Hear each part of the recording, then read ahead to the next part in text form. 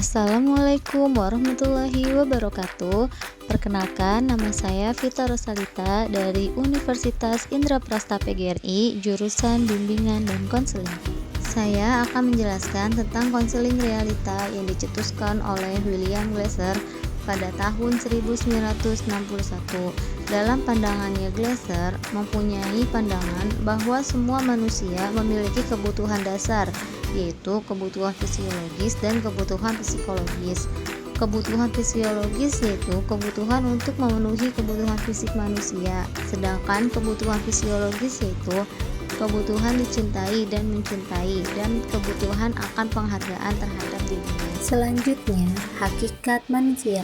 Pertama, bahwa manusia mempunyai kebutuhan psikologis yang tunggal yang hadir di seluruh hidupnya. Kedua, ciri kepribadian yang khas itu menimbulkan dinamika tingkah laku yang menjelma menjadi pola-pola yang tersendiri dari setiap individu. Ketiga, tiap orang mempunyai kemampuan potensial untuk tumbuh dan berkembang sesuai dengan pola-polanya tertentu. Pengertian konseling realita. Pengertian konseling realita adalah suatu sistem yang difokuskan kepada tingkah laku sekarang atau keadaan saat ini. Tujuan konseling realita dan sudut pandang konselor menurut Brooks 1979 menekankan bahwa konseling realita merupakan bentuk mengajar dan latihan individual secara khusus. Konselor dalam prosedur konseling berusaha membantu klien menemukan pemenuhan kebutuhan dasarnya dengan right, responsibility, dan reality. Tahap-tahap konseling. Pertama, konselor menunjukkan keterlibatan dengan konseling. Pada tahap ini, konselor mengawali pertemuan dengan sikap hangat dan menaruh perhatian pada hubungan yang sedang dibangun. Kedua, WON. Konselor membantu menemukan keinginan konseling. Konselor bertanya, apa yang kau inginkan? Konseling dibantu dalam menemukan apa yang mereka inginkan dari proses konseling dan dari dunia di sekitar mereka. Ketiga, doing. Cara pandang dalam konseling realita. Akar permasalahan konseling bersumber pada perilakunya, bukan pada perasaannya. Keempat, evaluasi. Fungsi konselor tidak untuk menilai benar atau salah perilaku konseling, tetapi membimbing konseling untuk menilai perilaku saat ini. Beri kesempatan kepada konseling untuk mengevaluasi apakah ia cukup terbantu dengan pilihannya tersebut. Kelima, plan. Konseling membuat rencana untuk mengubah tingkah laku.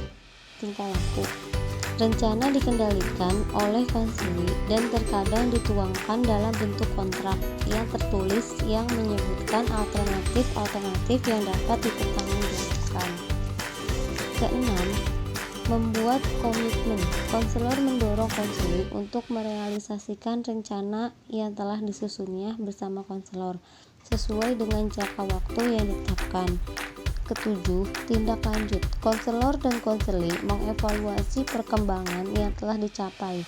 Konseling dapat berakhir atau dilanjutkan jika tujuan yang telah ditetapkan belum tercapai. Selanjutnya, terdapat teknik-teknik dalam konseling. Dalam membantu konseling untuk menciptakan identitas keberhasilan, konselor bisa menggunakan beberapa teknik sebagai berikut. Yang pertama, terlibat dalam permainan peran dengan konseling. Kedua, menggunakan humor. Ketiga, mengkonfrontasikan konseling dan menolak dalih apapun. Keempat, menawarkan umpan balik. Kelima, membantu konseling dalam merumuskan rencana-rencana yang spesifik bagi tindakan. Keenam, membuat kontrak. Kelebihan dari konseling realita adalah: pertama, terapi realitas ini fleksibel, dapat diterapkan dalam konseling individu dan kelompok. Kedua, terapi realitas tepat diterapkan dalam perawatan penyimpangan perilaku, penyalahgunaan obat, dan penyimpangan kepribadian. Ketiga, terapi realitas meningkatkan tanggung jawab dan kebebasan dalam diri individu tanpa menyalahkan atau mengkritik seluruh kepribadiannya. Yang terakhir, terdapat kelemahan dalam konseling realita.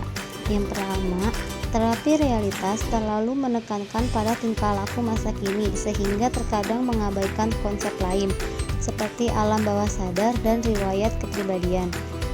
Kedua, terapi realitas bergantung pada terciptanya suatu hubungan yang baik antara konselor dan konseli. Ketiga, terapi realitas bergantung pada interaksi verbal dan komunikasi dua arah. Pendekatan ini mempunyai keterbatasan dalam membantu konseli yang dengan alasan apapun tidak dapat mengekspresikan kebutuhan, pilihan, dan rencana mereka dengan cukup baik. Sekian tentang materi yang telah saya sampaikan, yaitu tentang konseling realita. Semoga dapat dipahami dan dapat bermanfaat bagi kita semua. Terima kasih. Assalamualaikum warahmatullahi wabarakatuh.